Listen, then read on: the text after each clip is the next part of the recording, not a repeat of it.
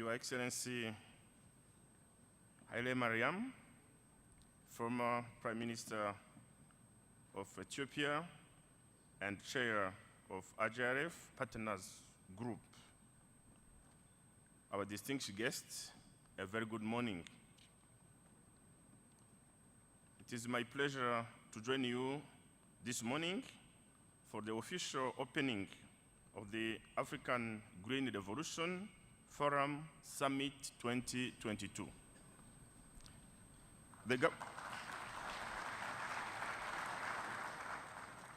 The government of Rwanda is delighted to co-host this year's summit together with the African Green Revolution Forum group of partners. We are glad to have you all here attending this summit in person, unlike the two previous editions held in a hybrid format due to COVID-19 pandemic. Your presence here today is a testament of your commitment to keep on driving agricultural transformation and achieve Africa's agricultural agenda. Our theme for this year's summit, as has been mentioned, is Grow, Nourish, Reward, Bold Actions for Resilient Food Systems. This theme highlights our urgent need to build inclusive, sustainable, and resilient food systems in this post-COVID period. Over the years, Africa has achieved good progress in different sectors, including the agriculture sector, which was only disturbed by the onset of COVID-19 pandemic.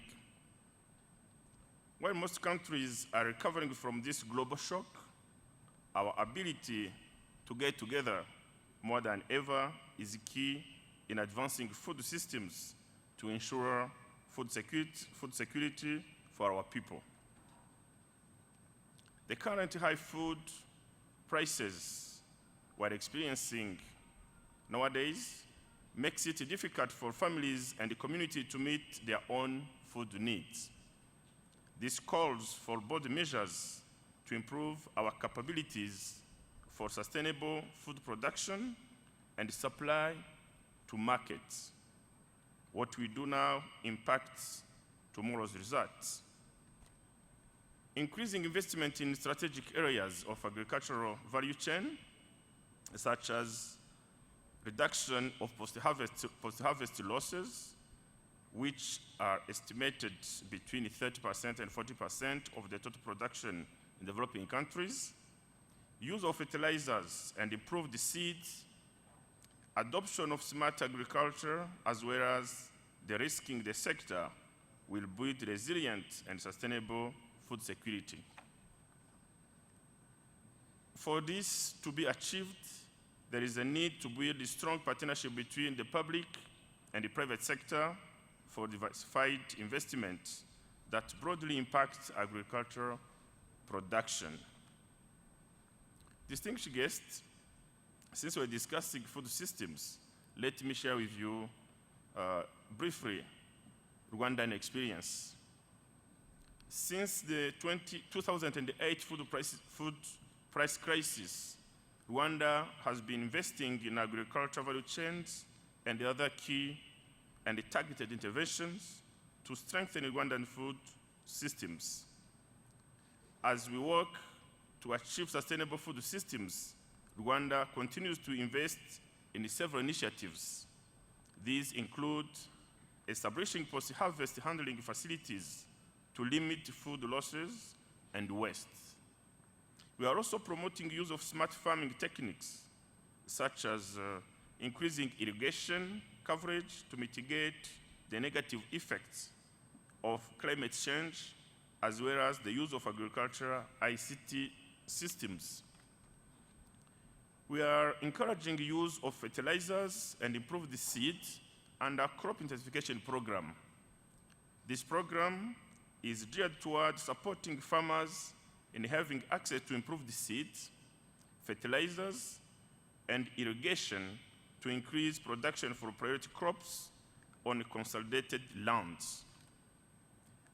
The risking agriculture sector is also our priority as a government to make the sector more profitable and attractive, especially to young population as the future workforce in agriculture sector. In this regard, several schemes have been initiated, such as the Agricultural Insurance Scheme. The government of Rwanda has also invested heavily in agricultural extension services, including plant breeding research centers, and this has helped to reduce Rwanda's dependency on seed importation. Currently, most of our improved seeds are locally produced.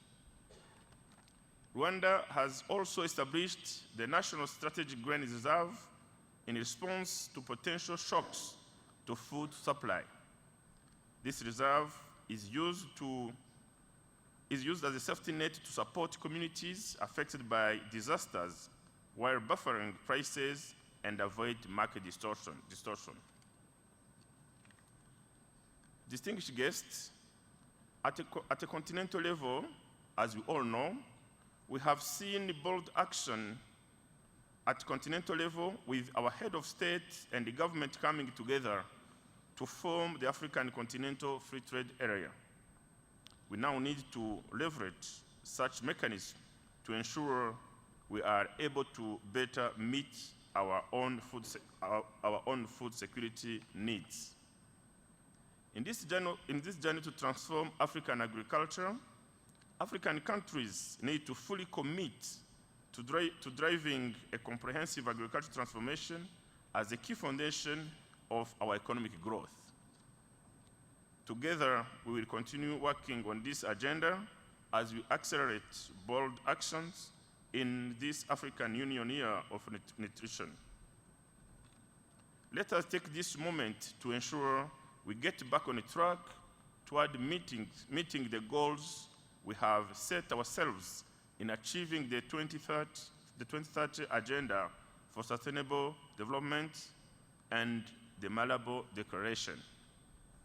As I conclude, I would like to express once again my gratitude to all of you who have honored our invitation for AGRF Summit 2022 in Kigali, Rwanda. On this note, I hereby declare the 2022 African Green Revolution Summit officially open. I thank you so much.